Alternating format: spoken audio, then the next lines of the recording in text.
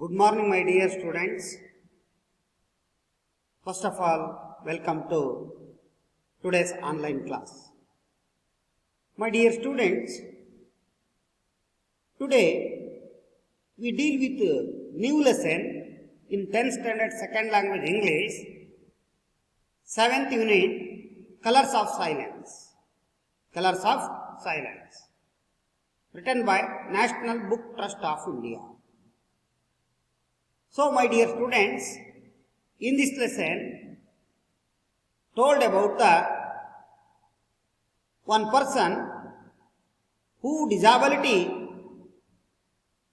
in his deaf and dumb, how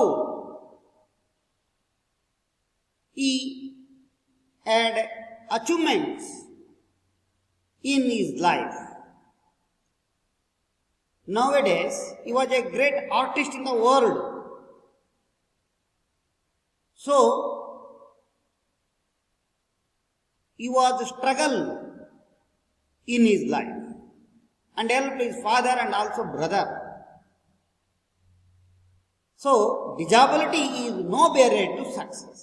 ಅಂಗವೈಕಲ್ಯದಿಂದ ಸಾಧನೆಗೆ ಅಡ್ಡಿ ಆಗಲಾರದು ಅನ್ನೋದನ್ನ ಇಲ್ಲಿ ಪ್ರೂವ್ ಮಾಡಿ ತೋರಿಸಿದ್ದಾನೆ ಸತೀಶ್ ಗುಜರಾಲ್.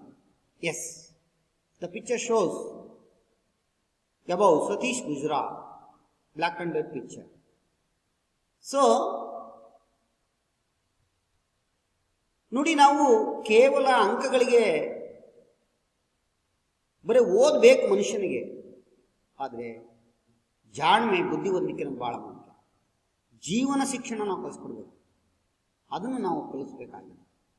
ಸೊ ಈ ಪಾಠದಲ್ಲಿ ಸತೀಶ್ ಗುಜರಾಲ್ ಆಕಸ್ಮಿಕವಾಗಿ ಆಕ್ಸಿಡೆಂಟಲ್ಲಿ ಅವನು ಕೆಪ್ಪನಾದರೂ ಕೂಡ ಅವನ ಶಾಲೆಯಲ್ಲಿ ಹೆಡ್ ಮಾಸ್ಟರ್ ಅವನು ಸೇರಿಸ್ಕೊಳ್ಳಿರೋ ಚಿಂತೆ ಇಲ್ಲ. ಮನೆಯಲ್ಲೇ ಅವ್ರ ಅಣ್ಣ ಅಪ್ಪ ಹೇಳ್ಕೊಡ್ತಾರೆ. ಆದರೆ ಅಪ್ಪನಿಗೆ ಅವನು ಓದಬೇಕನ್ನೋ ಆಸಕ್ತಿ ಇತ್ತು. ಓದಬೇಕು, ಅವ್ನು ಚೆನ್ನಾಗಿ ಓದಿ ದೊಡ್ಡ ಆಫೀಸರ್ ಆಗಬೇಕು, ಇದರಿಂದ ಜೀವನ ನಡೆಸೋಕ್ಕಾಗಲ್ಲ ಅಂತಂದೇಳಿ ಅವನ ಅನಿಸಿಕೆ ಆಗಿತ್ತು. ಬಟ್ ಸತೀಶು ಯಾವಾಗ ಅವನು ಆ ಕಿಟಕಿಯಿಂದ ಬರ್ಡ್ ಪಿಕ್ಚರ್ ನೋಡಿದೋ, ಆ ಬರ್ಡ್ ಪಿಕ್ಚರನ್ನು ಬರೆದು ಹಾಕಿ ಅದರ ಸ್ಕೆಚ್ ನೋಡಿ ಕೊನೆಗೆ ಫಾದರ್ ಕೂಡ ಬದಲಾವಣೆ ಆಗಿ ಅವನಿಗೆ ಹೆಲ್ಪ್ ಮಾಡ್ತಾನೆ. ಅವನಿಗೆ ಬ್ರಷು, ಕಲರು, ಡ್ರಾಯಿಂಗ್ ಪೇಪರ್ ಎಲ್ಲ ತಂದುಕೊಟ್ಟು ದೊಡ್ಡ ಹಾರ್ಟ್ ಸ್ಕೂಲಿಗೆ ಸೇರಿಸ್ತಾನೆ. Admitted join the good heart college. So in future Satish Gujral a great artist in the world, writer also, sculptor, ಆರ್ಟಿಕಲ್ಚರ್. So he was a great artist in the world. ಇದು ಈ ಪಾಠದ ಕಥೆ. Okay, my dear students, first of all, we are going to yes, thought of the day. Yes, ಇವತ್ತಿನ ಚಿಂತನೆ ಏನಂದ್ರೆ yes, Dr. APJ Abdul Kalam, former president of India and also missile man of India. So he was a great artist in the world. ಜಗತ್ತಿನ ಒಬ್ಬ ಶ್ರೇಷ್ಠ ವಿಜ್ಞಾನಿ. Yes. So, thought of the day, every pain gives a lesson and every lesson changes a person. Every pain gives a lesson and every lesson changes a person. ಪ್ರತಿಯೊಂದು ನೋವು ಕೂಡ ನಮಗೆ ಪಾಠವನ್ನು ಕಲಿಸುತ್ತೆ. ಹಾಗೆ ಪ್ರತಿಯೊಂದು ಪಾಠಗಳು ಕೂಡ ಮನುಷ್ಯನನ್ನು ಬದಲಾವಣೆಯನ್ನು ಮಾಡುತ್ತೆ. ನೋಡಿ, ಒಂದು ನೋವು ಪಾಠವನ್ನು ಕಲಿಸುತ್ತೆ, ನಮಗೆ ಕೊಡುತ್ತೆ. ಹಾಗೆ ಪ್ರತಿಯೊಂದು ಪಾಠವೂ ಕೂಡ ನಮಗೆ ಮನುಷ್ಯನನ್ನು ಬದಲಾವಣೆ ಮಾಡುತ್ತೆ ಅನ್ನೋ ಮಾತನ್ನ ಇಲ್ಲಿ ಡಾಕ್ಟರ್ APJ ಅಬ್ದುಲ್ ಕಲಾಂ ಅವರು ಹೇಳಿದ್ದಾರೆ. Yes, my dear students, it is truth. Yes, so my dear students, listen carefully. Okay my dear students. Next go to very important listening script. Yes, listening script. 2 not yes 3 2 3. Okay. Listening passage or listening script. Once there was a man who was blind.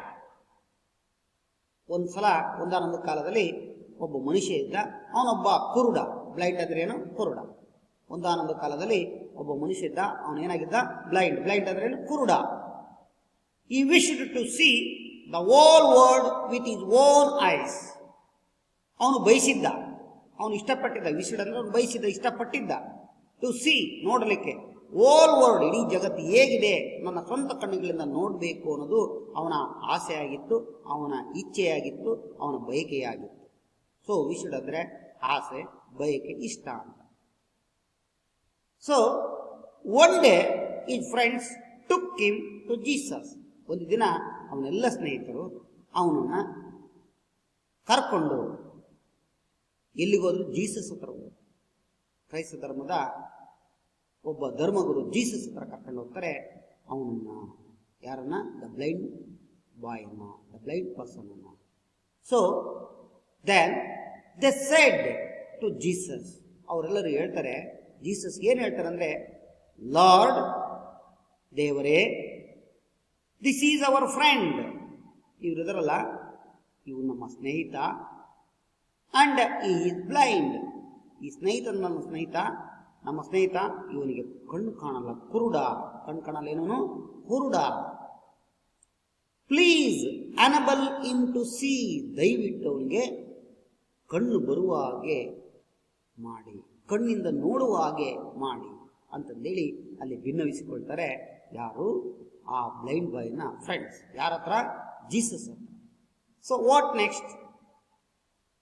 Jesus took the blind man to a quiet place away from the crowd. Jesus ಅವನನ್ನ ಕರ್ಕೊಂಡು ಹೋಗ್ತಾನೆ ಒಂದು ನಿಶಬ್ದವಾದ ಸ್ಥಳಕ್ಕೆ. Quite ಅಂದರೆ ನಿಶಬ್ದ, place ಅನ್ನೋ ಸ್ಥಳ. ಒಂದು ನಿಶಬ್ದವಾದ ಸ್ಥಳಕ್ಕೆ ಕರ್ಕೊಂಡು ಹೋಗ್ತಾನೆ. ಅಲ್ಲಿಂದ ಸ್ವಲ್ಪ ಆ ಜಾಗದಿಂದ ದೂರ ಆ ನಿಶಬ್ದ ಸ್ಥಳಕ್ಕೆ ಕರ್ಕೊಂಡೋಗಿ ಅವನನ್ನ ಫ್ರಮ್ ಅಂದರೆ ಅಲ್ಲಿಂದ ಅಂತ ಆ ಜನದಟ್ಟಣೆಯಿಂದ ಬಿಟ್ಟು ಏಕಾಂಗಿಯಾಗಿ ನಿಶಬ್ದ ಇರುವಂಥ ಸ್ಥಳಕ್ಕೆ ಕರ್ಕೊಂಡು ಹೋದ. And gently touched his ice, ಬಹಳ ವಿನಮ್ರವಾಗಿ ಪ್ರೀತಿಯಿಂದ ನಯ ವಿನಯದಿಂದ ಬಹಳ ಆನಂದದಿಂದ ಅವನ ಕಣ್ಣುಗಳ ಮೇಲೆ ಟಚ್ ಮಾಡಿದ. ಅವನಿಗೆ ಈ ಥರ ಮಾಡಿದ. ಸೊ ಜೀಸಸ್ ಆಸ್ಕ್ಡ್ ಹಿಮ್, ಆಗ ಜೀಸಸ್ ನಂತರ ಹೇಳ್ತಾನೆ, ಏನನ್ನು ಅವನಿಗೆ ಹೇಳಿದ ಅಂದರೆ, ಕ್ಯಾನ್ ಯು ಸೀ ನೌ, ಈಗ ನೀನು ಕಣ್ಬಿಟ್ಟು ನೋಡು, ಈಗ ಕಣ್ಬಿಡು ನೀನು ಅಂತಂದೇಳಿ ಪ್ರಶ್ನೆ ಮಾಡ್ತಾನೆ. But he could only see a few moments, ಕಣ್ಬಿಟ್ಟು ನೋಡ್ತಾನೆ. ಅವನಿಗೆ ಕೆಲವೇ ಕ್ಷಣಗಳ ಮಾತ್ರ ಜಗತ್ತು ಕಾಣ, ಮತ್ತೆ ಬ್ಲೈಂಡ್ ಆಗ್ತಾನೆ. Could only see a few moments, few ಅಂದರೆ ಕೆಲವೇ ಕ್ಷಣ, ಕೆಲವೇ ಸೆಕೆಂಡ್ಗಳಷ್ಟು ಜಗತ್ತನ್ನು ನೋಡ್ತಾನೆ. ಪುನಃ ಅವನ ಕಣ್ಣುಗಳು ಕಾಡದೆ ಆಗುತ್ತವೆ, ಏನು ಗೋಚರ. ಸೊ ಮತ್ತೆ ಬ್ಲೈಂಡ್ ಬಾಯ್ ಆಗ್ತಾನೆ. Jesus gently touched his ice again, ಮತ್ತೆ ಜೀಸಸ್ ಬಹಳ ಪ್ರೀತಿಯಿಂದ, ಆನಂದದಿಂದ, ಸಂತೋಷದಿಂದ ಮತ್ತೊಂದು ಸಲ ಅವನ ಕಣ್ಣುಗಳನ್ನು ಸ್ಪರ್ಶ ಮಾಡ್ತಾನೆ, ಮುಟ್ಟುತ್ತಾನೆ. ಮುಟ್ಟಿದ ನಂತರ ದ್ಯಾನ್ ನೌ ಈ ಕುಡ್ ಸಿ ಎವ್ರಿಥಿಂಗ್, ಈಗ ಎಲ್ಲದನ್ನು ನೋಡುವ ಹಾಗೆ ಅವನಿಗೆ ಕಣ್ಣುಗಳು ಬರ್ತವೆ.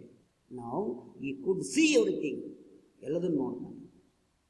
S, flowers, birds, trees, people and all, ಹೂಗಳನ್ನು ನೋಡ್ತಾನೆ, ಪಕ್ಷಿಗಳನ್ನು ನೋಡ್ತಾನೆ, ಮರಗಳು ಕಾಣ್ತಾ ಇವೆ, ಜನರು ಕಾಣ್ತಾ ಇದ್ದಾರೆ, ಎಲ್ಲದೂ ಪರಿಸರದಲ್ಲಿರೋದು ಎಲ್ಲದೂ ಕೂಡ ತನ್ನ ಕಣ್ಣಿಂದ ನೋಡ್ತಾನೆ. ನೋಡಿ ಎಷ್ಟು ಸಾಧ್ಯ. ನೋಡಿ, ಹಿಂದೆ ಅಂತ ಮಹಾನ್ ಗುರುಗಳಿದ್ರು, ಧರ್ಮಗುರುಗಳು, ಮೇಧಾವಿಗಳು. ಶಂಕರಾಚಾರ್ಯ ಜೀವನ ಬಗ್ಗೆ ನಾನು ಹೇಳ್ತೀನಿ. ಎಸ್, ಶಂಕರಾಚಾರ್ಯ ಅವರ ತಾಯಿಗೋಸ್ಕರ ಅವರ ಊರಿನಿಂದ ಕಾಲಡಿಯಿಂದ 4-5 ಕಿಲೋಮೀಟರ್ ದೂರದಲ್ಲಿರುವಂಥ ನದಿಯನ್ನು ತನ್ನ ಮನೆಯ ಪಕ್ಕಕ್ಕೆ ಹರಿಸಿದನು. ನೋಡಿ, ನದಿಗಳ ದಿಕ್ಕನ್ನೇ ಬದಲಾಯಿಸಿದ ಒಬ್ಬ ಮಹಾನ್ ಸನ್ಯಾಸಿ ಯಾರು? ಶಂಕರಾಚಾರ್ಯ. ಶಂಕರ ನೆನಪಲ್ಲಿಟ್ಕೊಂಡು ತನ್ನ ತಾಯಿ ಆರಂಭೆಗೋಸ್ಕರ, ಹೌದಲ್ವಾ? Yes. So he shouted in happiness, ಕೂಗ್ತಾನೆ, ಸಂತೋಷದಿಂದ ಕೂಗ್ತಾನೆ, ಆನಂದ ಆಗುತ್ತೆ ಅವನಿಗೆ. Lord I can see, I can see, ಓ ದೇವರೇ ನನಗೆಲ್ಲ ಕಾಣುತ್ತೆ, ಓ ದೇವರೇ ನನಗೆಲ್ಲ ಕಾಣ್ತು ಅಂತಂದೇಳಿ ಕೂಗಿ ಕೂಗಿ ಹೇಳ್ತದಾನೆ ಆ ಬ್ಲೈಂಡ್. ಸೊ ಈ knelt down before Jesus and thanked him heartily.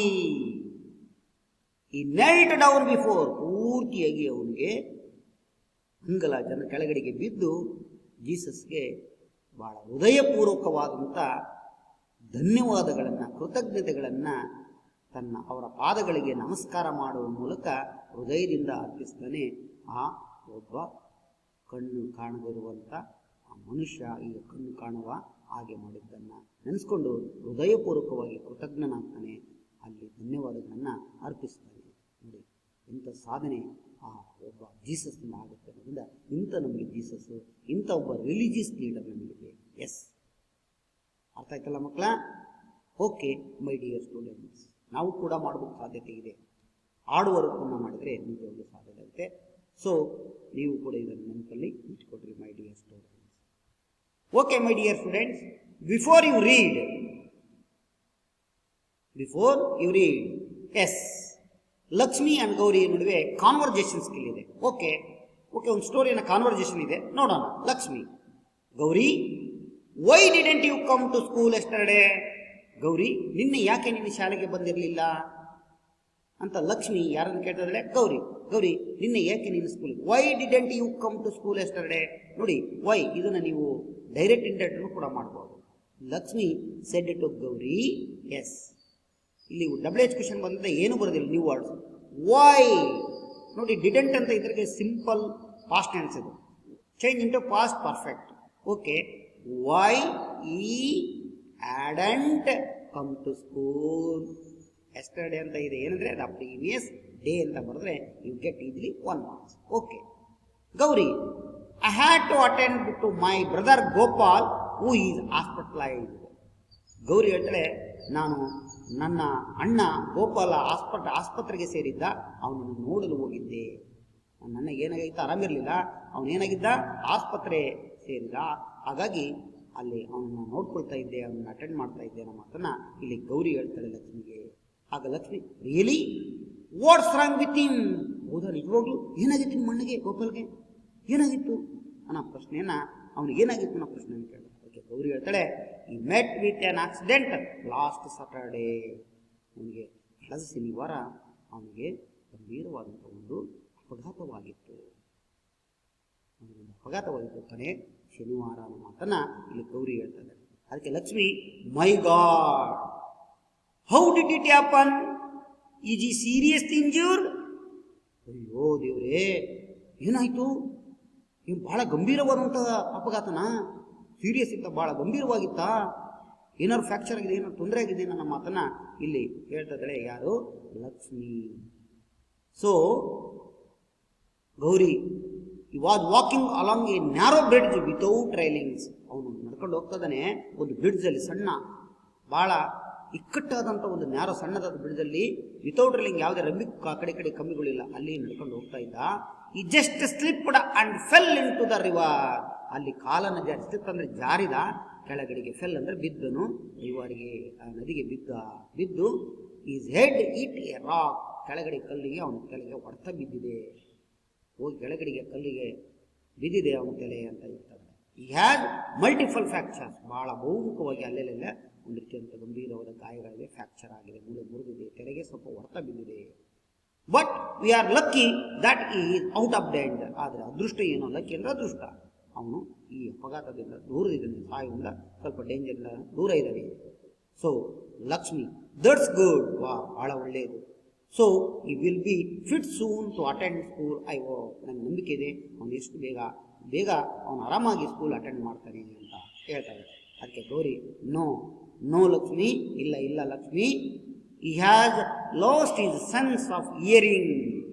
ಇಲ್ಲ ಅಲ್ಲಿ ಅವನು ತನ್ನ ಏನನ್ನು ಕಳ್ಕೊಂಡಿದ್ದಾನೆ, ಕೇಳುವುದನ್ನ ಕೆಪ್ಪಾಗಿದ್ದಾನೆ ಅಂತ ಹೇಳ್ತಾಳೆ. ಐ ಆಮ್ ಅಫ್ರೈಡ್, ನನಗೆ ಹೆದರಿಕೆ ಆಗ್ತದೆ. he will be deaf for the rest of his life. ಅವನ ಜೀವನದಲ್ಲಿ ಒಂದು ಕೆಪ್ಪನಾಗ್ಬಿಡ್ತಾನೆ ಅನ್ನೋ ಮಾತನ್ನು ಅವನು ರೆಸ್ಟ್ ಮಾಡಬೇಕಿನ್ನು ಅಂತ ಹೇಳ್ತಾರೆ. he will be burden on others. ಅವನು ಇನ್ನೊಬ್ಬರಿಗೆ ಒಂದು ರೀತಿಯಾದಂಥ ಬರ್ಡನ್, ಅದರ ಬಾರಿಗೆ ತೊಂದರೆ, ಇನ್ನೊಬ್ಬರಿಗೆ ಅಂದರೆ ತಂದೆ ತಾಯಿಗೆ, ನಮಗೆಲ್ಲರಿಗೂ ಕೂಡ ಒಬ್ಬ ಬರ್ಡನ್ ಆಗ್ತಾನೆ ಇಡೀ ಜೀವನದಲ್ಲಿ ಅನ್ನೋದೇ ನನಗೆ ಬೇಜಾರು ಅನ್ನೋ ಮಾತನ್ನು ಇಲ್ಲಿ ಗೌರಿ ಲಕ್ಷ್ಮಿಗೆ ಹೇಳ್ತಾರೆ. So this incident so related to in this lesson. Yes, ನೋಡಿ, ಯಾವಾಗಲೂ ನಾವು ಕೂಡ ಈ ಬ್ರಿಡ್ಜಲ್ಲಿ ಓಡಾಡುವಾಗ ಕೇರ್ ಆಗಿರಬೇಕು ಅಂತ ನೋಡ್ತಾ ಇದ್ದೀವಿ. Okay my dear students, next go to next slide. Okay, my dear students, go to S. Describe the National Book Trust of India. National Book Trust of India. Okay, my dear students, ಇದ್ರ ಬಗ್ಗೆ ನಾವು ತಿಳ್ಕೊಳ್ಳೋಣ. ಇದ್ರ ಮಾಹಿತಿ ನಿಮ್ಮ ಬುಕ್ಕಲ್ಲಿ ಇಲ್ಲ. So, okay. National Book Trust is an Indian publishing house. ಇದೊಂದು ಭಾರತದ ಪುಸ್ತಕಗಳನ್ನು ಪ್ರಕಟಣೆ ಮಾಡುವಂತ ಒಂದು ಮುದ್ರಣಾಲಯ. Founded in 1957. ಇದನ್ನು ಸ್ಥಾಪಿಸಿದ್ದು 1957ರಲ್ಲಿ, ಅಂದರೆ ಸ್ವತಂತ್ರ ನಂತರದ 10 ವರ್ಷಗಳ ನಂತರದಲ್ಲಿ 1950. As an autonomous body under the Ministry of Education of the Government of India. ಇದೊಂದು ಸ್ವತಂತ್ರವಾದಂಥ ಒಂದು ಮುದ್ರಣಾಲಯ. ಅಟಾನಮಸ್ ಅಂದರೆ ಸ್ವತಂತ್ರವಾದದ್ದು, ಇದರಲ್ಲಿ ಯಾರು ಇಂಟರ್ಫಿಯರ್ ಆಗಲಿಲ್ಲ. ಮತ್ತು ಇದು ಯಾದ ಒಂದು ಇಲಾಖೆ ಅಡಿಯಲ್ಲಿ, ಮಂತ್ರಾಲಯದ ಅಡಿಯಲ್ಲಿ ಬರುತ್ತೆ ಅಂದರೆ under the ministry of education of the government of India. Central ಗೌರ್ಮೆಂಟಲ್ಲಿ ಶಿಕ್ಷಣ ಮಂತ್ರಾಲಯ ಬರುತ್ತಲ್ಲ, ಅದರ ಅಡಿಯಲ್ಲಿ ಕೆಲಸ ಮಾಡುವಂಥ ಒಂದು ಮುದ್ರಣಾಲಯ ಇದು, ರಾಷ್ಟ್ರೀಯ ಒಂದು ಮುದ್ರಣಾಲಯ. ಸೊ ಈ ಎಜುಕೇಷನ್ ಕೂಡ ಯಾವ ಇಲಾಖೆ ಅಂಡರಲ್ಲಿ ಬರ್ತಂದ್ರೆ HRD, human resource development. HRD ಇಲಾಖೆಯಲ್ಲಿ ಬರುವಂಥ ಒಂದು ministry of education. So India's first prime minister Pandit Jawaharlal Nehru envisioned that NBT, under National Book Trust, would be a bureaucracy-free structure that would publish low-cost books. ಭಾರತದ ಮೊಟ್ಟ ಮೊದಲ ಪ್ರಧಾನಿಯಾದಂಥ Jawaharlal Nehru, Pandit PT ಅಂದರೆ ಪಂಡಿತ್ ಜವಾಹರ್ಲಾಲ್ ನೆಹರು ಎನ್ವಿಷನ್, ಏನೋ ಒಂದು ಉದ್ದೇಶವನ್ನು ಇಟ್ಕೊಂಡು, ಧ್ಯೇಯವನ್ನು ಇಟ್ಕೊಂಡು NBTಯನ್ನು ಸ್ಥಾಪನೆ ಮಾಡಿದರು.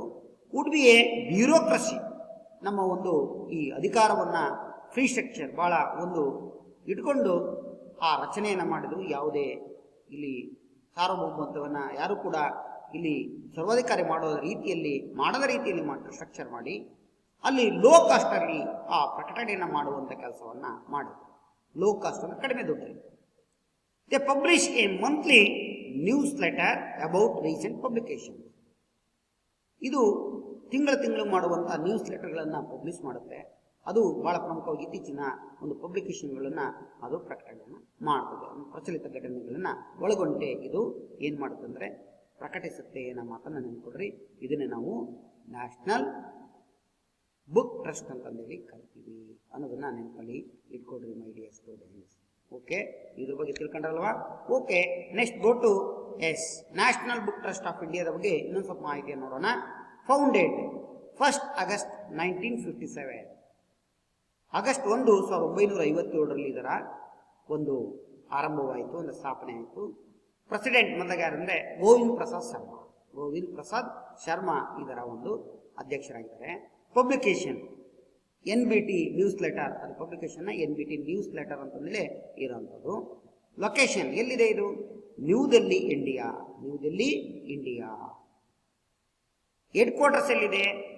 ವಸಂತ್ ಕೌಂಟ್, ಡೆಲ್ಲಿಯಲ್ಲಿರುವಂಥ ವಸಂತ್ ಕೌಂಟ್ದಲ್ಲಿ ಈ ಒಂದು ಪ್ರಮುಖವಾದ ಕೇಂದ್ರ ಕಚೇರಿ ಇದೆ. ಪೇರೆಂಟ್ ಆರ್ಗನೈಸೇಷನ್, ಇದರ ಒಂದು ಪೇರೆಂಟ್ ಆರ್ಗನೈಸೇಷನ್ ಇಲ್ಲ ಅಂದರೆ ಯಾರು ಇದನ್ನ ನಿರ್ವಹಣೆ ಮಾಡ್ತಾರೆ, ಸಂಘಟನೆ ಮಾಡ್ತಾರೆ, ಉಸ್ತುವಾರಿ ನೋಡ್ಕೊಳ್ತಾರೆ ಅಂದರೆ ministry of education. So this is also right A profile of national book trust of India. ಇದ್ರ ಬಗ್ಗೆ ಪ್ರೊಫೈಲ್ ಕೂಡ ನಾವು ಬರೀಬಹುದು ಅನ್ನೋದನ್ನ ನೆನಪಲ್ಲಿ ಇಟ್ಕೊಳ್ರಿ ಮೈ ಡಿಯರ್ ಸ್ಟೂಡೆಂಟ್ಸ್. ಅರ್ಥ ಆಯ್ತಲ್ಲ my dear? Okay my dear students, next go to yes. Glossary are new words. All of you already open your textbooks in the 7th unit. Yes. Okay, my dear students, the first one is Recte bridge. It means weak bridge.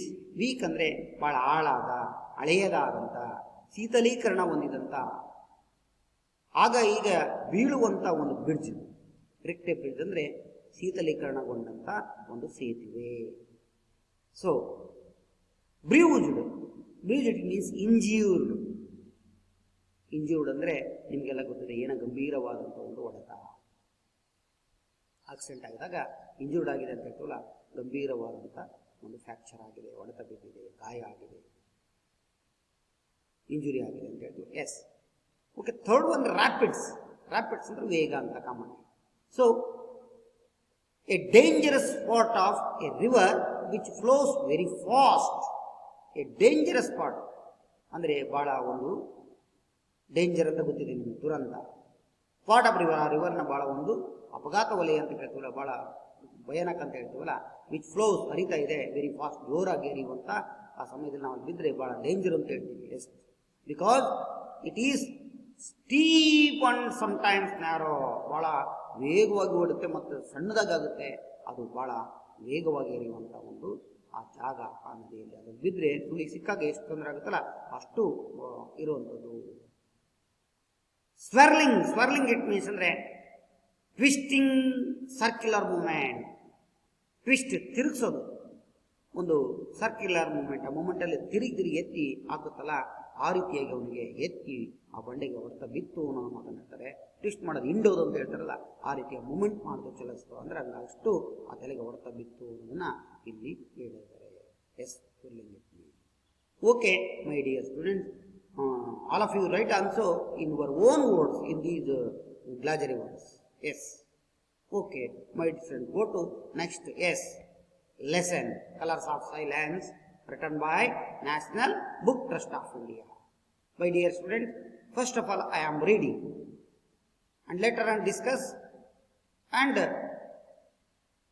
tomorrow some students to read the lesson. Okay, okay my dear students. Colors of Silence, National Book Trust of India. Satish, why didn't you come to school today? Satish, why didn't you come to school today? Satish, why didn't you come to school today? Surendra had to repeat the question 3 times before Satish heard him. He was lying on the bed, his eyes closed. Sweat glistened on his brows.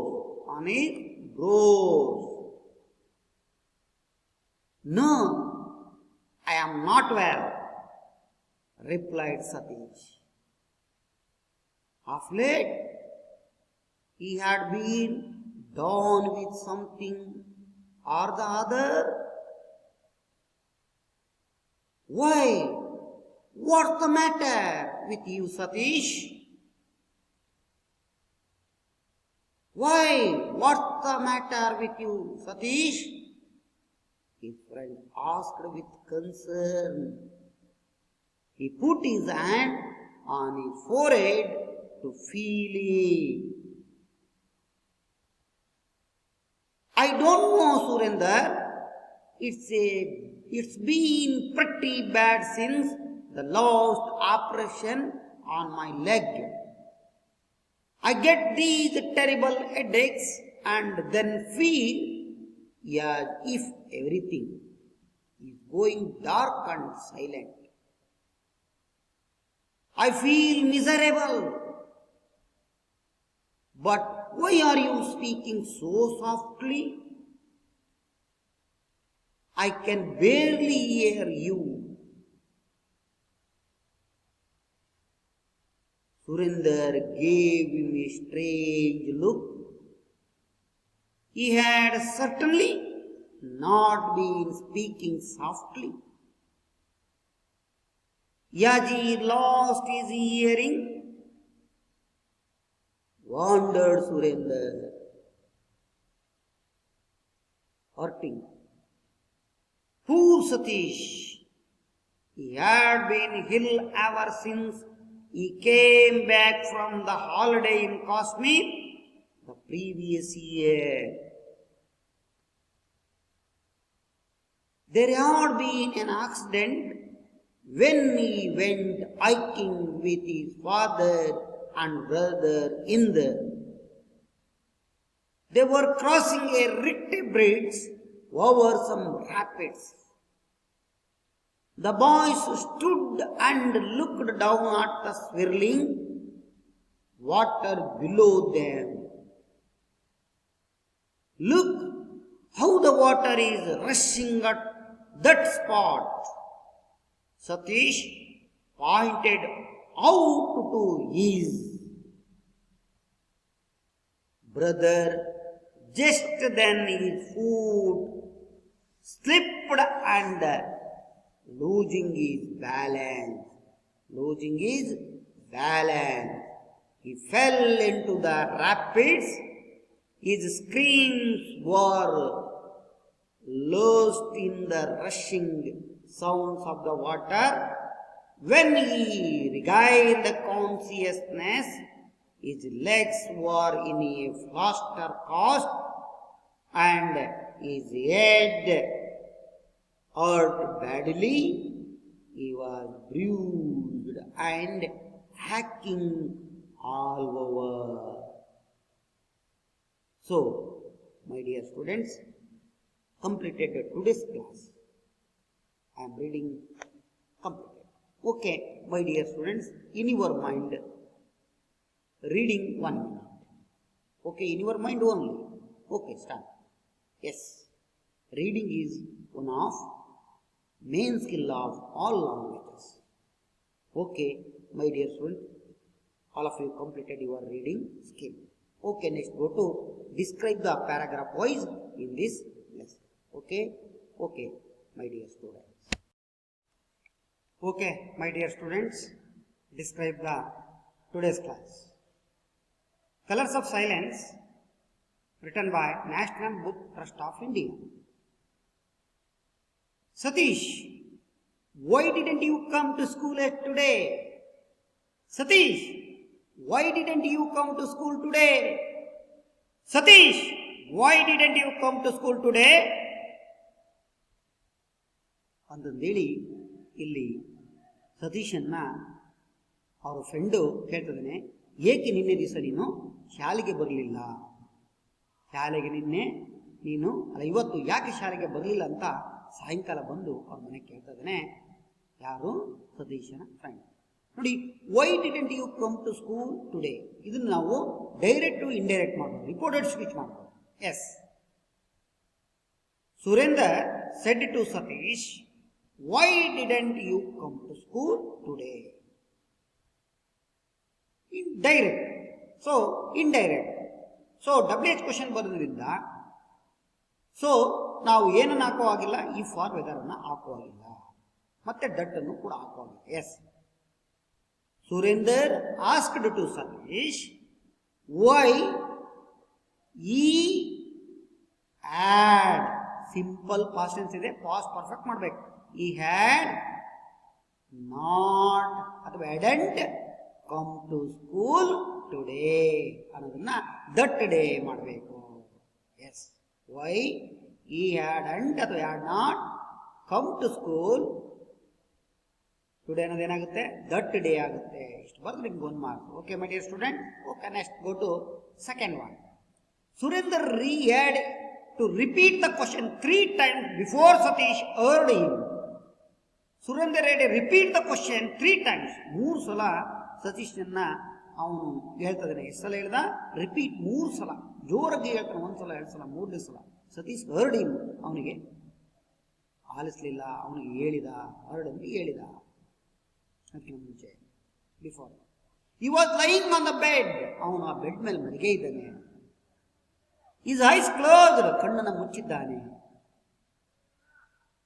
sweat glistened on his brows, ಅವನ ಒಂದು ಹಣೆ ಮೇಲೆ ಬೆವರು ಬರ್ತಾ ಇದೆ. ಹಣೆ ಮೇಲೆ ಏನು ಬರ್ತಾ ಇದೆ? ಬೆವರು. ಒಂದು ರೀತಿಯಾದಂಥ ಬೆವರು ಅಲ್ಲಿ ಬರ್ತಾ ಇದೆ. ಅಂದರೆ ಅಲ್ಲಿ ಕಾಣ್ತಾ ಇದೆ, ಮಿರು ಮಿಂಚ್ತಾ ಇದೆ. ಗ್ಲಿಸ್ಟನ್ ಅಂದರೆ ಮಿಂಚು, ಮಿರಿ ಅಂತಂದರೆ ಸ್ವೆಟ್ ಅಂತಂದರೆ ಬೆವರು. ಬೆವರು ಅವನ ಆ ಬ್ರೋಸ್ ಹಣೆ ಮೇಲೆ ಅಲ್ಲಿ ಏನು ಬರ್ತಾ ಇದೆ? ಬೆವರು ಬರ್ತಾ ಇದೆ ಅನ್ನೋದನ್ನ ನೋಡ್ತೀವಿ. Yes, this picture. Yes, is Satish. Satish is bed, in the bed. Yes, is Surender, is friend Surender, is friend Surender, and is his Satish on the bed. Okay, next no, I am not well replied Satish. ಕೊನೆಗೆ ಇಲ್ಲ, ನನಗೆ ಆರೋಗ್ಯ ಸರಿ ಇಲ್ಲ, ಆರಾಮಿಲ್ಲ ಅಂತಂದೇಳಿ ಪ್ರತಿಕ್ರಿಯೆಯನ್ನು ನೀಡಿದ ಸತೀಶ ಕೊನೆಗೆ ಮುಟ್ಟಿ ಮಾತಾಡಿಸ್ತಾನೆ. Of late he had been done with something or other. Of late ನಂತರದಲ್ಲಿ ಸ್ವಲ್ಪ ತಡವಾಗಿ he had been done, ಅವನು ತನ್ನನ್ನು ತೋರಿಸ್ಕೊಂಡ ಸಮಥಿಂಗ್ ಆರ್ ದ ಅದರ್, ಏನೋ ಒಂದು ಅವನಿಗೆ ಆಗಿದೆ ಅಂತಂದೇಳಿ ಅಲ್ಲಿ ಅವನು ತೋರಿಸ್ಕೊಳ್ತಾನೆ. ಅವನ ಒಂದು ಆ ಅಂಶವನ್ನು ಇಲ್ಲಿ ವ್ಯಕ್ತಪಡಿಸ್ತಾನೆ. Why, what's the matter with you Satish? ಏಕೆ, ಏನಿದೆ, ಏನು ವಿಷಯ ಸತೀಶ್, ಏಕೆ ಹಿಂಗೆ ಮಾಡ್ತೀಯ, ಏನು ಅಂತ ಪ್ರಶ್ನೆ ಮಾಡ್ತಾ ಇದ್ದಾನೆ Surender. His friend asked with concern, ಬಹಳ ಪ್ರೀತಿಯಿಂದ ಕೇಳ್ತಿದ್ದಾನೆ ಏನಾಗಿದೆ ಅಂತಂದೇಳಿ. ಯಾಕೆ ಹೀಗಂತ ಫ್ರೆಂಡನ್ನು ಅಲ್ಲಿ ಬಹಳ ವಿನಮ್ರವಾಗಿ ಕನ್ಸರ್ನ್ ಮಾಡಿ ಕೇಳ್ತಿದ್ದಾನೆ. He put his hand on his forehead and feel it.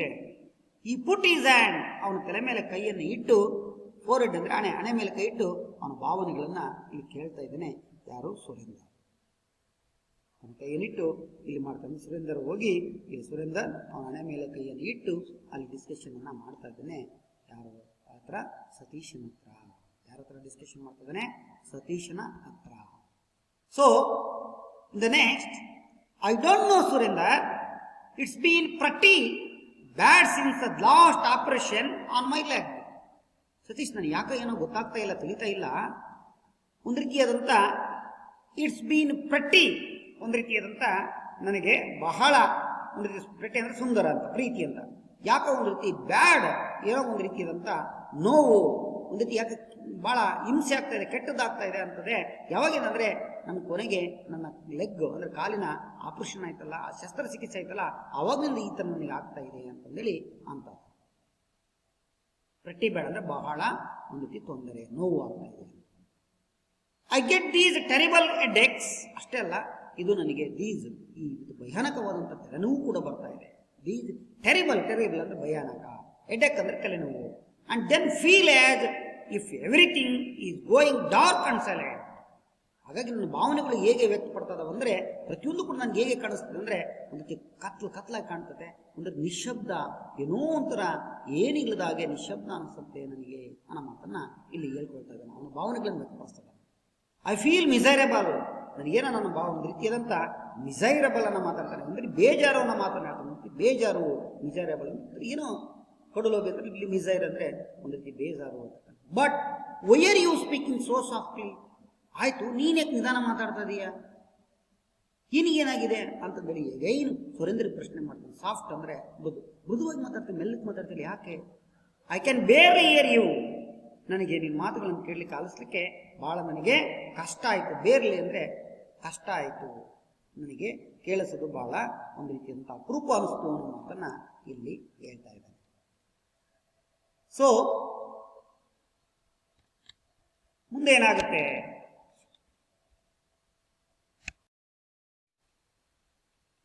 So Satish said, why barely hear you? Okay. Next, Surender gave him a strange look. Surender ಅವನ್ನ ಒಂದು ರೀತಿಯಲ್ಲಿ ಅಪರೂಪದ ರೀತಿಯಲ್ಲಿ ನೋಡ್ತಾನೆ. ಗೇವ್ ಒಂದು ರೀತಿ ಕಣ್ಣು ಬಂತು, ಪಡಿತು, ಇದೇನಪ್ಪ ಹೀಗೆ ಸ್ಟ್ರೇಂಜ್ ಅಂದರೆ ಅಪರೂಪ, ಒಂದು ಗೋಚರವಾಗದಂಥ ಒಂದು ನೋಟ. He had certainly not been speaking softly. He had certainly, ಖಂಡಿತವಾಗಿ ಅವನು ಮೆಲ್ಲಕ್ಕೆ ಮಾತಾಡಿಲ್ಲ, ಜೋರಾಗಿ ಮಾತಾಡಿದ್ದಾನೆ. ಅದು 3 ಸಲ ಮಾತಾಡಿದ್ದಾನೆ ಜೋರಾಗಿ. ಆದರೂ ಅವನಿಗೆ ಕೇಳಿಲ್ಲಲ್ವಾ, ಏನೋ ಇರಬೇಕು ಅನ್ನೋ ಮಾತು, ನಾನು ಮೃದುವಾಗಿ ಮಾತಾಡಿಲ್ಲ ಅಂತ ಮಾತನ್ನು ಅಂದ್ಕೊಳ್ತಾನೆ. As he lost his hearing, ಅವನೇನದ ಅವನ ಒಂದು ಆಲಿಸುವಿಕೆಯನ್ನು ಕಳ್ಕೊಂಡಿದ್ದಾನ. ವಾಂಡರ್ಡ್ ಸುಂದರ್, ಒಂದು ರೀತಿ ಸುರೇಂದರ್ಗೆ ಒಂದು ರೀತಿ ಏನೋ ರೀತಿಯಲ್ಲಿ ಆಶ್ಚರ್ಯ ಆಗುತ್ತೆ, ಏನೋ ಒಂದು ಅದ್ಭುತ ಅನ್ನಿಸ್ತು, ಏನೋ ಒಂದು ಆಶ್ಚರ್ಯ, ಏನಪ್ಪ ಅಂತಂದೇಳಿ ವಾಂಡರ್ಡ್ Surender. Poor Satish, he had been ill ever since he came back from the holiday in Kashmir the previous year. ಅಯ್ಯೋ, ಈ ಬಡ ಸತೀಶನಿಗೆ ಈ ಹ್ಯಾಡ್ ಬಿನ್ ಹಿಲ್, ಒಂದು ರೀತಿ ಅನಾರೋಗ್ಯದಿಂದ ನಳತಾ ಇದ್ದಾನೆ. ಯಾವಾಗ ಅಂತಂದರೆ ಸಿನ್ಸ್ ಈ came back from the holiday in Kashmir the previous year, ಕಳೆದ ವರ್ಷ ಹಾಲಿಡೇಯಲ್ಲಿ ಕಾಶ್ಮೀರಕ್ಕೆ ಹೋಗಿದ್ದಲ್ಲ, ಅಲ್ಲಿಂದ ಈ ಕಡೆಗೆ ಯಾಕೋ ಸತೀಶ ಒಂದು ಸ್ವಲ್ಪ ಸರಿಯಾಗಿ ಮಾತಾಡಲ್ಲ, ಯಾಕೋ ಒಂದು ರೀತಿಯಲ್ಲಿ ಅವನಿಗೆ ಆರೋಗ್ಯ ಸರಿದಂಗೆ ಕಾಣಲ್ಲ, ಕಿವಿ ಕೇಳಿಸ್ತಾ ಇಲ್ಲ ಅನ್ನೋ ಅನಿಸ್ತಲ್ಲಿ ಯೋಚನೆಯನ್ನು ಮಾಡ್ತಾ ಇದ್ದಾನೆ. ಯಾರು? Surinder. Yes. Satish here in the bat. So, in the next paragraph, there had been an accident when he went hiking with his father and brother in the. ಅವನಿಗೊಂದು ರೀತಿಯಾದಂಥ ಒಂದು ಆಕ್ಸಿಡೆಂಟ್, ಅಪಘಾತವಾಗಿದೆ. ಯಾವಾಗ ಅವನು when he went hiking with, ಅಲ್ಲಿ ಹೋಗಿದ್ದೇನೆ ಆ father ಮತ್ತು brother ಇಂದ ಜೊತೆಗೆ ಅವನು ಹೋಗಿದ್ದೇನೆ. ಎಲ್ಲಿಗೆ ಹೋಗಿದ್ದೇನೆ? ಹೈಕಿಂಗ್ ಅಂದರೆ ಕಾಲ್ನಡಿಗೆ, ದೂರದ ನಡಿಗೆ ಅಲ್ಲಿಗೆ ಹೋಗಿದ್ದಾನೆ. ಆ ಯಾರ ಜೊತೆಗೆ? ತಂದೆ ಮತ್ತು ಅಣ್ಣನ ಜೊತೆಗೆ. ಹೈಕಿಂಗ್ ಅಂದರೆ ದೂರದ ನಡೆ, ಲಾಂಗ್ ಎಸ್ ರಾನ್.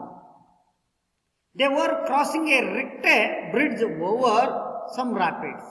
ಅವರೆಲ್ಲರೂ ಕೂಡ ದಾಟ್ತಾ ಇದ್ದಾರೆ ಯಾವುದನ್ನಂದ್ರೆ ರಿಕ್ಟೆ ಬ್ರಿಡ್ಜ್. ರಿಕ್ಟೆ ಬ್ರಿಡ್ಜ್ ಅಂದರೆ ಹಳೆಯದಾದಂಥ ಶೀತಲೀಕರಣ ಹೊಂದಿದಂಥ ಒಂದು ಸೇತುವೆಯನ್ನು ಅದ್ರ ಮೇಲೆ ಅಲ್ಲಿ ದಾಟ್ತಾ ಇದ್ದಾರೆ. ರ್ಯಾಪಿಡ್ ಅಂದರೆ ವೇಗವಾಗಿ ಆ ಕಡೆ ಈ ಕಡೆಗೆ ಓಡಾಡ್ತಾ ಇದ್ದಾರೆ. ಅಂಥ ಟೈಮಲ್ಲಿ ಕ್ರಾಸ್ ಮಾಡ್ತಾ ಇರುವಾಗ the boys stood and looked down at the swirling water below them. ಅದರಲ್ಲಿ ಆ ಹುಡುಗರೆಲ್ಲರೂ ಕೂಡ ನಿಂತ್ಕೊಂಡು ಆ ಕಡೆ ಕೆಳಗಡೆಗೆ ನೀರು ಬೀಳ್ತಾರದನ್ನು ನೋಡ್ತಾರೆ. ಕೆಳಗಡೆಗೆ ಒಂದು ಸೇತುವೆ ಇದೆ, ಕೆಳಗಡೆ ನೀರಿದೆ. ಸ್ವಿರ್ಲಿಂಗ್ ಅಂದರೆ ಆ ವಾಟರ್, ನೀರು ಸುರುಳಿ ಆಕಾರದಲ್ಲಿ ದಬ ದಬ ದಬ ಕೆಳಗೆ ಬೀಳ್ತಾ ಇದೆಯಲ್ಲ, ಆ ಒಂದು ತಿರುಗುವಂಥ ನೀರಿನಲ್ಲಿ, ಆ ರಭಸವಾಗಿ ಬೀಳುವಂಥ ನೀರಿನಲ್ಲಿ ಅದನ್ನು ನೋಡ್ತಾ ಇದ್ದಾರೆ ಕೆಳಗಡೆಗೆ ಇಟ್ಕೊಂಡವರು ಇಬ್ಬರು ಕೂಡ. Look how the water is rushing at the spot. ನೋಡಲ್ಲಿ ಎಷ್ಟು ನೀರು ರಭಸವಾಗಿ ಏರಿತಾ ಇದೆಯಲ್ಲ ಆ ಜಾಗದಲ್ಲಿ. ಸ್ಪಾಟ್ ಅಂದ್ರೆ ಜಾಗ, ರಶಿಂಗ್ ಅಂದ್ರೆ ಧಾವಿಸ್ತಾ ಇದೆ. ನೋಡಿ ಎಷ್ಟು ಜೋರಾಗಿ ಹೋಗ್ತಾ ಇದೆ, ಜಾಡ್ತಾ ಇದೆ ಅಂತಂದೇಳಿ Satish pointed out to his, ಅಲ್ಲಿ ಪಾಯಿಂಟ್ ಮಾಡಿ ತೋರಿಸ್ತಾ ಇದ್ದಾನೆ. Yes Satish is pointing to Inder. His father, his Inder father and brother Inder and as Satish fell down already. Yes ನೋಡಿ, ಚಿತ್ರ ತೋರಿಸುತ್ತೆ ನಿಮಗೆ. ತಂದೆ ಇಲ್ಲಿ ಮಕ್ಕಳು ಹೆಂಗೆ ಬೀಳಾದ್ರೆ ಸತೀಶ್ ಅಲ್ಲಿ ಕೆಳಗಡೆಗೆ ಬೀಳಲಿಕ್ಕೆ ರೆಡಿ ಆಗ್ತಾ ಇದ್ದಾನೆ. ಪಾಯಿಂಟ್ ನೋಡ್ಕೊಂತ ಅವನು ಜಾರಿದ್ದಾನೆ. ಆ ಒಂದು ಅಂಶದಲ್ಲಿ ನಾವು ಇಲ್ಲಿ ನೋಡ್ತಾ ಇದ್ದೀವಿ. ಅಂದರೆ ಸತೀಶ ಇಲ್ಲಿ ಯಾವ ರೀತಿಯಾಗಿ ಈ ಚಿತ್ರ ತೋರಿಸ್ತದೆ ಅನ್ನೋ ಕಡೆಗೆ ನೋಡ್ತಾ ಇದ್ದಾನೆ ಅನ್ನೋದನ್ನ ನಾವು ಇಲ್ಲಿ ಗಮನಿಸಬೇಕಾಗಿದೆ. Yes okay. Next land brother. ಅಲ್ಲಿ ಬ್ರದರ್ ಇಬ್ಬರು ತೋರಿಸ್ತದೆ. ಬ್ರದರ್ ನೋಡಲ್ಲಿ ಹೇಗಿದೆ ಅಂತ. Just then his foot slipped and losing his balance. ಇನ್ನೇನು ಹೇಳಿ ತೋರಿಸ್ತದೆ ಅಷ್ಟಾಗಲೇ ಅವನ ಒಂದು ಪಾದಗಳು ಜಾರಿದೆ. ಜಾರಾದ್ಮೇಲೆ ಏನಾಗುತ್ತೆ ಅಂದ್ರೆ ಲೂಸಿಂಗ್ ಇಸ್ ಬ್ಯಾಲೆನ್ಸ್, ಅವನ ಸಮತೋಲನವನ್ನ ಅವನು ಕಳ್ಕೊಂಡಾದ್ಮೇಲೆ ಏನಾಗ್ತಾನೆ ನಿಮ್ಗೆ ಗೊತ್ತಿದೆ? He fell into the rapid. ವೇಗವಾಗಿ ಎಷ್ಟು ಜಾಸ್ತಿ ಆಗುತ್ತೋ ಅಷ್ಟು ರಭಸವಾಗಿ ಅವನು ಬಿದ್ದನು. ಆ ಸೇತುವೆ ಕೆಳಗಡೆಗೆ ಬಿದ್ದ. ಸೇತುವೆ ಬೇರೆ ಏನಾಗಿದೆ? ಶೀತಲೀಕರಣ ಹೊಂದಿದೆ. ಹಾಗಾಗಿ ಅದು ಕೆಳಗಿಂದ ಅವನು ಬಿದ್ದನು. ಯಾರು? Yes Satish Gujral. Satish. So his screams were lost in the rushing sound of the water. Scream ಕಿರಿಚಿಕೊಳ್ತಾನೆ, ಕೊಯ್ಯೋ ಅಂತಂದೇಳಿ ಕಿರಿಚಿಕೊಳ್ತಾನೆ. ಯಾರು ಇಲ್ಲಿ ಕಿರ್ಚೋದು? ಎಸ್, ಅಲ್ಲಿ ಭಯದಿಂದ ಕೂಗ್ತಾ ಇದ್ದಾನೆ. ಯಾರು? Satish. Lost in the rushing sound ಅಲ್ಲಿ ರಭಸವಾಗಿ ಸೌಂಡ್ ಆಫ್ ದ ವಾಟರ್. ವಾಟಿಗೆ ಧಬ್ಬನ ಕೆಳಗಡೆಗೆ ಬಿಡ್ತಾನೆ. ಅಯ್ಯೋ ಅಂತ ಹೊಡೆದು ಬಿದ್ದ ತಕ್ಷಣ ಎಲ್ಲರೂ ಕೂಡ ಕೂಗ್ತಾರಲ್ಲ, ಹಾಗೆ ಕೂಗಿದ. ಯಾರು? Satish. When he ರಿಗೈನ್ಡ್ consciousness. When he ರಿಗೈನ್ಡ್, ಯಾವಾಗ ಅವನಿಗೆ ಜ್ಞಾನ ಬಂದಾಗ. ರಿಗೈನ್ಡ್ ಅಂದ್ರೆ ಪುನರುತ್ಥಾನ. ಇಲ್ಲಿ ಜ್ಞಾನ ಬಂದಾಗ ಅವನು ಕಾನ್ಸಿಯಸ್ನೆಸ್ ಅಂದರೆ ಅವನಿಗೆ ಪ್ರಜ್ಞೆ ಅಲ್ಲಿದ್ದಾಗ ಹೆಚ್ಚು ಪ್ರಜ್ಞೆ ಇರಲಿಲ್ಲ ಅವನಿಗೆ. ಅಂದರೆ ಆ ರೀತಿಯಂತ ವಾಪಸ್ ಬಂದಾಗ ಅವನು ಕ್ಲೀನಾಗಿ ಕೇಳ್ತಾ ಇಲ್ಲ, ಹೊರ್ತಾ ಬಿದ್ದೇನು ಅಂತ ಗೊತ್ತಾಗುತ್ತೆ. Is legs were in a plaster cost. ಅವನು ಹೋಗಿದಿ ಒಂದು ರೀತಿಯಾಗಿ ಲೆಗ್ ಹೊರ್ತಾ ಬಿದ್ದಿದೆ, ಜಜ್ಕೊಂಡ್ಬಿಟ್ಟಿದೆ. ಪ್ಲಾಸ್ಟರ್ ಕಾಸ್ಟ್ ಅಂತಂದ್ರೆ ಜಜ್ಜಿ ಬಿಟ್ಟಿದೆ, ಹೊರ್ತಾ ಬಿದ್ದಿದೆ, ಸರಿ ಫ್ರಾಕ್ಚರ್ ಆಗಿದೆ. Is aid hurt badly. ಅಷ್ಟೆಲ್ಲ ತೆರೆಗೂ ಕೂಡ ಹರ್ಟ್ ಆಗಿದೆ, ಒಂದು ರೀತಿ ಪೆಟ್ಟು ಬಿದ್ದಿದೆ. ಹರ್ಟ್ ಅಂದ್ರೇನೋ ಪೆಟ್ಟು ಬಿದ್ದಿದೆ. ಬ್ಯಾಡ್ಲಿ ಅಂದ್ರೆ ಕೆಟ್ಟದಾಗಿ ಸ್ವಲ್ಪ ತೆಲೆಗೆ ಹೊರತನೂ ಕೂಡ ಬಿದ್ದಿದೆ, ಕಾಲು ಕೂಡ ಫ್ರಾಕ್ಚರ್ ಆಗಿದೆ. ಸೊ ಈ was bruised and acting all over. So ಅವನೊಂದು ರೀತಿಗೆ ತೊಂದರೆ ಆಗಿದೆ. ಬ್ರೂಸ್ಡ್ ಅಂದ್ರೆ ಇಟ್ ಮೀನ್ಸ್ ಪ್ರಾಬ್ಲಮ್, ತೊಂದರೆ ಆಗಿದೆ ಅವನೊಂದು ರೀತಿ. ಅಂಡ್ ಹ್ಯಾಕಿಂಗ್ ಆಲ್ ಓವರ್, ಒಂದು ರೀತಿಯಾಗಿ ನುಯ್ತಾ ಇರುತ್ತೆ. ಹ್ಯಾಕಿಂಗ್ ಅಂದ್ರೆ ನೋವು, ತೊಂದರೆ. ಯಾತನೆ ಅವನಿಗೆ ಆಳುವವರದ್ರಿಂದ ಇದರಿಂದ ಬಹಳ ಯಾತನೆ ನೋವು ಅವನಿಗೆ ಉಂಟಾಗಿದೆ. So he was deaf and dumb. So what next? Yes. Now this scene is the same. He fell down to water, under the water. So this picture shows what ಏನಾಯಿತು in the next. So okay, my dear students, next discuss in the next class. Okay, my dear students, very important. What? Yes, revision of today's class. Very important revision. Okay, my dear students, question. First question. Surender, a friend of Satish, came to visit him. Satish hadn't gone to school. Why? Surender, a friend, ಸತೀಶನ friend ಅವರು, came to visit him, ಅವನನ್ನು ಭೇಟಿ ಆಗ್ಲಿಕ್ಕೆ ಹೋದ. Satish hadn't gone to school. Satish ಯಾಕೆ ಬಂದಿಲ್ಲ ಅಂತ ಅವನು ಹೋಗ್ತಾನೆ. ಯಾಕೆ ಹೋದ? ಸ್ಕೂಲ್ಗೆ ಬರೆದಿದ್ದಾಗ ಏಕೆ ನಾನು ಯಾಕೆ ಬರಲಿಲ್ಲ ಅನ್ನೋ ಪ್ರಶ್ನೆ. Yes, answer is on that particular day, ಆ ನಿರ್ಧಾರಿತವಾದಂಥ ದಿನ ಸತೀಶ ಬಂದಿಲ್ಲ. ನಿರ್ಧಾರಿತವಾದ ಪರ್ಟಿಕ್ಯುಲರ್ ನಿರ್ಧಾರಿತ. Satisha was not feeling well. Satisha ಅವನಿಗೆ ಆರೋಗ್ಯ ಸರಿ ಇರಲ್ಲ, ಅವನ ಭಾವನೆಗಳು ಸರಿ ಇರಲ್ಲ, ಗೊತ್ತಾಗಿರಲ್ಲ. ಯಾಕಂದ್ರೆ ಅಂಡ್ ಈ ವಾಸ್ ಸೀರಿಯಸ್ಲಿ ಇಲ್, ಯಾಕಂದ್ರೆ ಅವನು ಗಂಭೀರವಾಗಿ ಅನಾರೋಗ್ಯಕ್ಕೆ ತುತ್ತಾಗಿದ್ದಾನೆ. ಸೀರಿಯಸ್ ಅಂದ್ರೆ ಗಂಭೀರ. ಸೊ ಈ hadn't gone to school. So ಈ hadn't gone to school, ಹಾಗಾಗಿ ಇವನು ಸ್ಕೂಲಿಗೆ ಅವನು ಹೋಗ್ಲಿಕ್ಕೆ ಸಾಧ್ಯ ಆಗಿರಲಿಲ್ಲ. ಸ್ಕೂಲ್ಗೆ ಹೋಗ್ಲಿಕ್ಕೆ ಅವನಿಗೆ ಆಗಿರಲಿಲ್ಲ ಅನ್ನೋ ಮಾತನ್ನ ಇಲ್ಲಿ ನಾವು ನೋಡ್ತಾ ಇದ್ದೀವಿ. So in the second question, identify the sentence, a question that suggest Satish's weakness. ಇಲ್ಲಿ ಐಡೆಂಟಿಫೈ ಮಾಡಿ ಒಂದು ವಾಕ್ಯವನ್ನ, ಒಂದು ಕ್ವಶನ್ ರೂಪದಲ್ಲಿರುವಂತಹ ಸಲಹೆ ಕೊಟ್ಟಿರೋದನ್ನ, ಅದು ಸತೀಶನ ವೀಕ್ನೆಸ್ ಅನ್ನು ತೋರಿಸುತ್ತೆ. ಏನು ಅನ್ನೋ ಪ್ರಶ್ನೆಯನ್ನ ಕೇಳಿದಲ್ಲಿ ಗುರುತಿಸಿ ಅಂತ. So yes, answer when Surender came to visit him, ಯಾವಾಗ ಸುರೇಂದರ್ ಅವನು ವಿಸಿಟ್ ಮಾಡಕ್ಕೆ ಭೇಟಿ ಮಾಡ್ಲಿಕ್ಕೆ ಬಂದನು, ಸತೀಶ್ ಆಸ್ಕ್ಡ್ ಹಿಮ್, ಆಗ ಸತೀಶ ಕೇಳಿದನು ಅವನಿಗೆ, why are you speaking so softly? Very important. Why are you speaking so softly? ಯಾಕೆ ಬಾಳ ನೀನು ಮೃದುವಾಗಿ ಮೆಲ್ಲಗೆ ಮೆತ್ತನೆ ಮಾತಾಡ್ತಾ ಇದೆಯಲ್ಲ, ಏನಾಗಿದೆ ನಿನಗೆ? So this question suggest the weakness of Satish. So this point very important, suggest weakness of ಸತೀಶ's illness. ಎಸ್, ಸೊ ಈ ಅಂಶ ನಮಗೆ ತೋರಿಸ್ಕೊಡುತ್ತೆ ಸತೀಶನ ಯಾವ ರೀತಿಯಾಗಿ ಅವನ ಒಂದು ವೀಕ್ನೆಸ್ ಅನ್ನ ತೋರಿಸುತ್ತೆ ಅನ್ನೋ ಪ್ರಶ್ನೆ.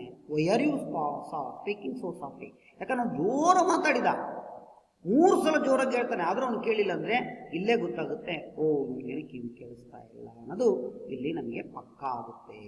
S, okay, next I go to very important my dear students, home assignment are homework. Okay, my dear students, write in your notebook, write neatly. Some of students very nice. Yes, once again thank you. Some students neatly write. Okay, my dear students, write down first and second question. Okay, first question is, how did Satish meet with an accident? Do you think the accident occurred due to his carelessness? ಇಲ್ಲಿ Satish accident ಅನ್ನ ಮೆಟ್ಟದಲ್ಲ, ನೀವು ಅಂದ್ಕೊಂಡಾಗೆ ಅದು accident ಅಕ್ಯೂರ್ಡ್ ಆಗಿತ್ತ, ಅದು carelessness ಇಂದ ಆಗಿದ್ದ? ಅದಕ್ಕೆ ಉತ್ತರವನ್ನ ನೀವು ಬರೀರಿ. ಯಾವ ರೀತಿ ಅವನು ಹೇಗೆ ಆಕ್ಸಿಡೆಂಟ್ ಅನ್ನ ಅವನು ಮಾಡಿಕೊಂಡ, ಸರಿಯಾಗಿತ್ತ ಅಂತ ಪ್ರಶ್ನೆ. ಎರಡನೇದು direct indirect Sunendra said to Satish, why didn't you come to school today? ಯಾಕೆ ನೀನು ಇದನ್ನ ಸ್ಕೂಲಿಗೆ ಬರಲಿಲ್ಲ? So change into indirect speech. Change into indirect speech. ಇದನ್ನ ಡೈರೆಕ್ಟರ್ನ ಇಂಡೈರೆಕ್ಟ್ ಆಗಿ ಮಾಡ್ತೀರಲ್ವ ಮಕ್ಕಳ? Okay, very easy. Simple past tense change into past perfect. Past perfect. Yes. Okay my dear students, write neatly in your house. Okay, tomorrow I will be continuing in the next class. Okay, okay, my dear students, once again thank you one and all.